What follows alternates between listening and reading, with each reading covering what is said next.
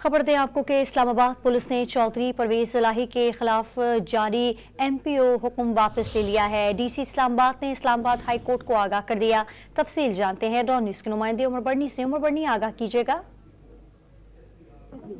इलाही का MPO order के खिलाफ केस की समाअत जस्टिस तारिक महमूद जहांगीरी ने की। दौरान समाअत चौधरी परवेज इलाही के खिलाफ जारी MPO का हुक्म वापस लेने के हवाले से DC इस्लामाबाद ने अदालत को आगाह किया। अदालत ने परवेज इलाही की दरख्वास्त निपटा दी। अदालत ने करार दिया कि मजीद जिस FIR में गिरफ्तार है क्या वो नंबर जो है वो लिखवा दें।